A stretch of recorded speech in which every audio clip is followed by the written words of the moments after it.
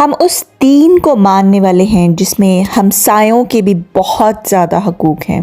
पाकिस्तान की बहुत बड़ी बदकिस्मती है कि हमें हमसाए भी अच्छे नहीं मिले। अरशद नदीम और नोबट की कॉमनवेल्थ में जो स्टोरीज़ हैं और इसके अलावा जिन जिन ने गोल्ड मेडल्स जीते, इनामात जीते, उन सब की स्टोरीज़ तो हम लोगों ने दी। लेकिन एक बात ज़्यादातर लोग नहीं जानते कि पिछले कॉमनवेल्थ गेम्स में अरशद नदीम नीरज चोपड़ा के मुखालिफ थे, जो कि एक इंडियन खिलाड़ी हैं।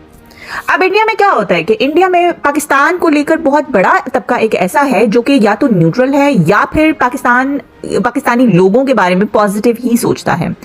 लेकिन जो मखसूस तबका पाकिस्तान को अपना दुश्मन समझता है या चूंकि उनको बहुत ज़्यादा उनका ब्रेन वॉश किया जा चुका होता है, तो उस हिसाब से जो जिन लाइन्स के ऊपर वो लोग सोचते हैं इसलिए उनका हर वक्त पाकिस्तान के बारे में प्रोपेगेंडे का ही मकसद रहता है।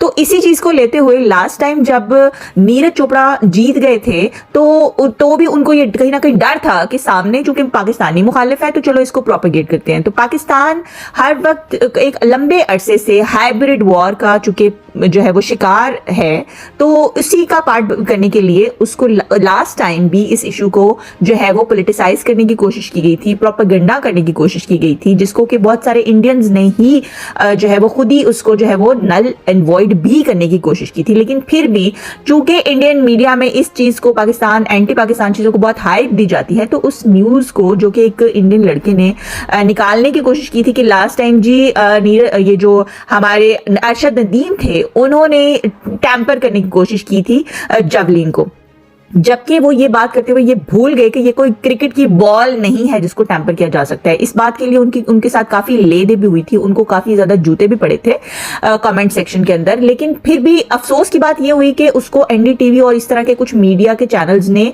उसको जो है वो अपनी खबरों का हिस्सा भी उस वक्त बनाया।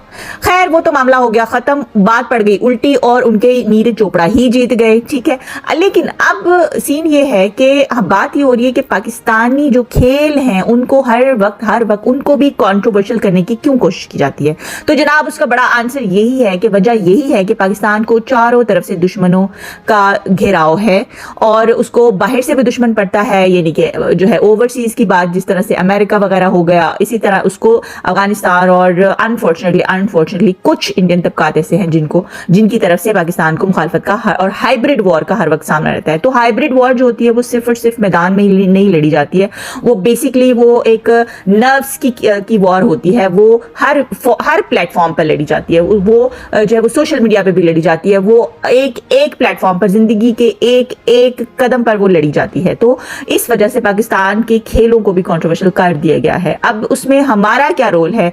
अनफॉर्चुनेटली अब जैसे कि एक और न्यूज चल रही है कि पाकिस्तान के दो जो खिलाड़ी हैं जिनका मैं यहाँ पर भी नाम नहीं ले रही हूँ, लेकिन आपको जो है उसकी न्यूज यहाँ पर नजर आ जाएगी, और वो जो है वो मिसिंग है। अब ये इसमें कहीं ना कहीं किरदार हमारे अपने लोगों का भी आ जाता है, समटाइम्स खुदगर्जी और समटाइम्स जो है वो नेग्लिजेंस या कह लें या फिर लैक ऑफ नॉलेज कह लें।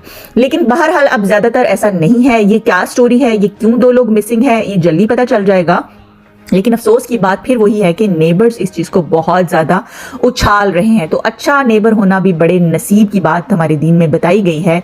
अनफॉर्चुनेटली पाकिस्तान इस जो है वो प्लेटफॉर्म पर भी बहुत ही बदनसीब साबित हो रहा है। लेकिन मेरे मुल्क के लिए दुआ है कि खेलों के मैदान को तो प्लीज़ अल्लाह ताला इनको कहें कि बख्श दे। हमारी दुआ है, हमारी हर तबके के लिए हमारी दुआ है, और ख़ास दुआ है या अल्लाह इस 14 अगस्त के मौके के ऊपर हमारी दुआएं कबूल फरमा और पाकिस्तान को हर शोबे में दुश्मनों के शर से निजात दिलाइए। आमीन। टेक केयर, अपना बहुत ख्याल रखिएगा। नेक्स्ट वीडियो में मिलते हैं।